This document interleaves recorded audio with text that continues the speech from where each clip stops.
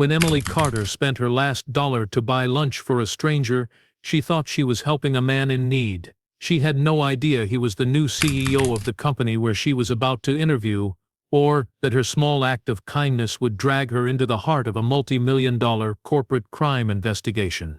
Emily Carter stood at the edge of her breaking point. Her fingers were numb from the cold, even though it was only October. The thin coat she wore offered little comfort, just like her future. For 8 long months, she had wandered through job boards, walked into interviews only to be met with pitying smiles, and returned home to nothing but silence and unpaid bills. Her once vibrant life had dulled into a daily routine of rejection, ramen noodles, and a growing sense of invisibility. Once, she had been a marketing strategist with a promising future. Now her resume was dog-eared, her confidence cracked, and her pockets almost completely empty.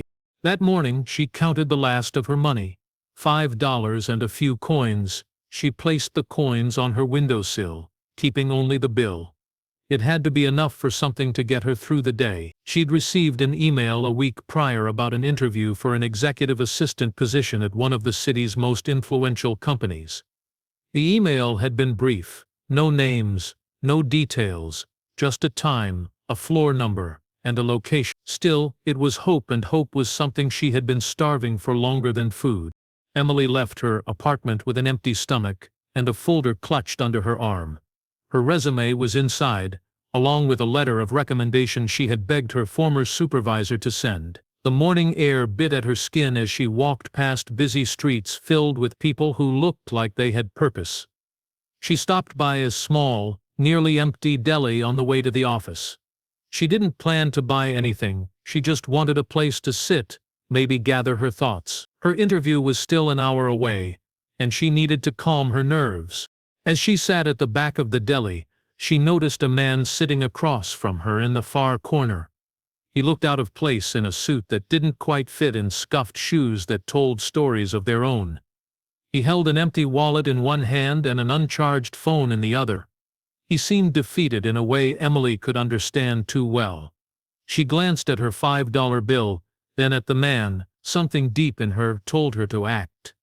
It wasn't logic. It was instinct, or maybe something pure. Without hesitation, she stood up, walked to the counter, and bought a simple sandwich with a bottle of water. It left her with just a few cents. She placed the food on the man's table without waiting for thanks, and walked away, quietly exiting the deli and heading toward her interview. Her stomach growled. Her legs felt heavy. But something about helping that stranger gave her a sense of calm she hadn't felt in months. She didn't know she had just altered the course of her life. She didn't know the man behind her was more than just a hungry stranger. And she certainly didn't know that her final act of generosity, with her last dollar, was about to open a door she never could have imagined. The elevator climbed slowly, floor after floor, as Emily adjusted the folder in her hands and tried to control her heartbeat. Her shoes pinched at her toes, her blouse had a tiny tear near the cuff, and she was certain the coffee stain on her resume hadn't gone unnoticed. Still, she stood tall. The 27th floor was her destination, where a high-rise firm was conducting interviews for a role that promised stability, a steady income, and a chance to rebuild her shattered life. She reminded herself over and over that this was her only shot. She had nothing else lined up, no backup plan. If this didn't work out, she wasn't sure what she would do. The elevator dinged softly, and she stepped out into a polished hallway that stretched in quiet luxury. Frosted glass panels lined both sides, and the air smelled faintly of leather and lavender. A receptionist, dressed in sleek corporate black, barely looked up as she motioned for Emily to sign in. After scribbling her name and the time on a clipboard, Emily was led to a lounge with 4 other applicants. They looked well-prepared and confident, wearing tailored suits and shiny shoes, their faces glued to tablets and phones as they reviewed notes. Emily lowered herself into the farthest seat, trying to make herself smaller, less noticeable. As she waited, she noticed whispers traveling between 2 of the applicants. Words like transition and new management floated in the air.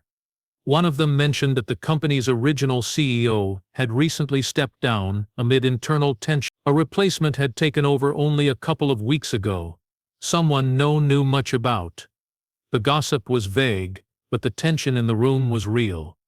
Everyone was on edge, not just because of the job, but because the entire company felt like it was shifting under their feet. One by one, candidates were called in. Some came out looking satisfied, others pale and defeated. Emily kept glancing at the clock. Her name hadn't been called, and it was now past the hour her interview had been scheduled. Eventually, she was the only one left in the lounge. The receptionist approached and politely asked her to follow. As Emily walked down the hall, she noticed how quiet everything was. The silence wasn't peaceful. It was sharp, sterile. She was led into a glass-walled office with a sprawling view of the city skyline. A man stood inside with his back turned, looking out at the buildings beyond. He was tall, dressed sharply, and held a gold pen in one hand as he rested the other on the edge of the window frame. When he turned around, Emily's breath caught in her throat. It was the same man from the deli, the one who had seemed so lost, so helpless. But now, his appearance was transformed. His suit was flawless, his posture commanding. He looked like someone who belonged in this world of power and glass. He showed no sign of recognition. No glance, no pause, no shift in expression. He gestured toward the chair across from him, and the interview began. Emily left the glass office more confused than she had ever felt after an interview. The entire exchange had been brief, clinical, and strangely impersonal. The man who had once sat in a deli looking helpless had now held her future in his hands, without showing even a flicker of familiarity. There were no typical questions about her skills, her experience, or her previous roles. He had simply reviewed her resume with a neutral expression, made a few marks with his gold pen, and told her someone would be in touch. She had rehearsed dozens of possible questions and prepared perfect answers, but none of it had mattered. As the elevator took her back down to the street, her mind churned with uncertainty. The following days stretched out endlessly. Every time her phone buzzed with a spam notification or a social media alert, her heart leapt in false hope. She replayed the interview in her mind over and over, trying to understand what had gone wrong or right. She couldn't shake the image of that man and how drastically he had changed in just a matter of hours. Was he pretending at the deli? Was it all a test? Or was it simply a coincidence that bordered on surreal? Just when she began to convince herself she had been passed over again, a black sedan appeared outside her crumbling apartment building. The driver, dressed in a dark uniform, stepped out, holding an envelope embossed with a gold crest. He addressed her by name, handed her the envelope, and without another word, returned to the car. Inside was an offer letter from the company. The terms were more than generous. Full salary, health benefits, housing allowance, and an immediate start. The position wasn't just executive assistant, it was personal assistant to the CEO. Shocked and speechless, Emily packed the few belongings she had left and moved into the corporate apartment provided by the company. It was immaculate, decorated in sleek tones of gray and white, with floor-to-ceiling windows and a refrigerator stocked with food she hadn't tasted in months. Everything seemed like a dream, too sudden, too perfect, but she couldn't bring herself to question it. She told herself she had earned it, that her years of hard work and suffering were finally being recognized. Still, the unease lingered just beneath the surface. Once she started the job, she noticed things that didn't make sense. Her tasks were minimal: calendar updates, occasional calls, and a few emails here and there. But she was granted high-level security clearance. She was escorted by private security from floor to floor, her movements tracked with a company-issued badge that beeped at every door. She overheard whispers of sudden resignations and staff who had left without notice. HR memos came through with neutral language that didn't match the atmosphere of tension in the air. Something was happening inside the company, something much larger than Emily had expected, and somewhere deep in her gut, she began to feel that she had been brought in for more than just her typing speed and scheduling skills.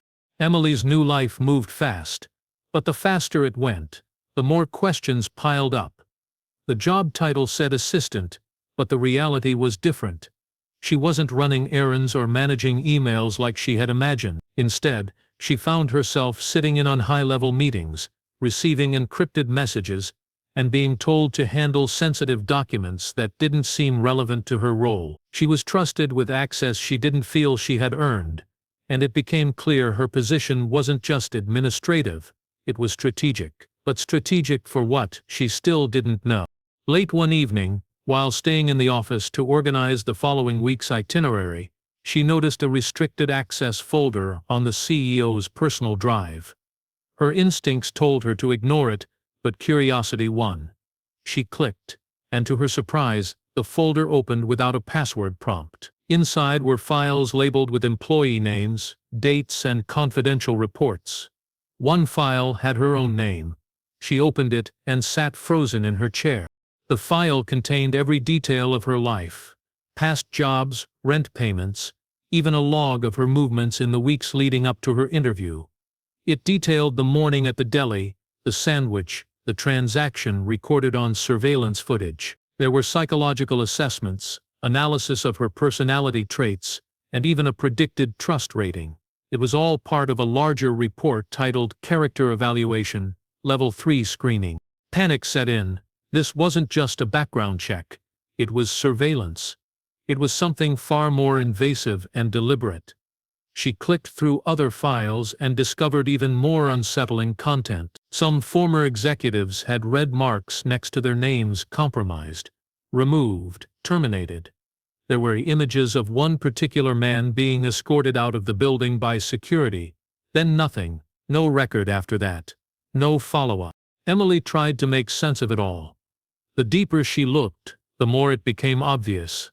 This company wasn't just a corporate entity. It was a front, a shell hiding a network of financial manipulations, laundering trails, and strategic takedowns. The CEO, the man she had helped in the deli, wasn't just an executive. He had been placed at the top as part of a covert government operation. His entire appearance at the deli had been staged, designed to observe reactions, test integrity, and identify someone who could be quietly brought in without raising suspicion. She hadn't been hired for her resume. She had been selected for her moral instinct, for the moment she gave her last dollar without hesitation. That single act of compassion had placed her inside a hidden system, working to dismantle years of white-collar crime from within. Suddenly, the meetings, the security, the eerie disappearances made sense. Emily wasn't an assistant. She was a piece on a board, far more dangerous than she ever imagined. And the scariest part was that now, she was in too deep to turn back. Emily sat across from the CEO in his office, the door shut tight behind her. The city lights twinkled in the glass, casting long shadows across the room. A folder sat on the table between them, thick, sealed, and marked with her name. The silence was heavy. The CEO finally spoke, laying out everything with surgical precision. The company had been under investigation for years. Hidden beneath its glossy exterior was a tangled web of offshore accounts, shell corporations, and financial deception that stretched across borders. Executives at the top had orchestrated one of the largest corporate laundering operations in the country. Whistleblowers had gone missing, evidence had vanished. Internal loyalty was unreliable. What they needed was someone unconnected, unnoticed. Someone with no ties, no baggage, and nothing to lose. Someone like Emily. Her decision at the deli had not gone unseen. The entire interaction had been planned, a moral filter in motion. Of the dozens of people who had walked past the same staged scenario, only Emily had stopped. Only Emily had offered help without being asked. That moment told them more about her character than any interview ever could.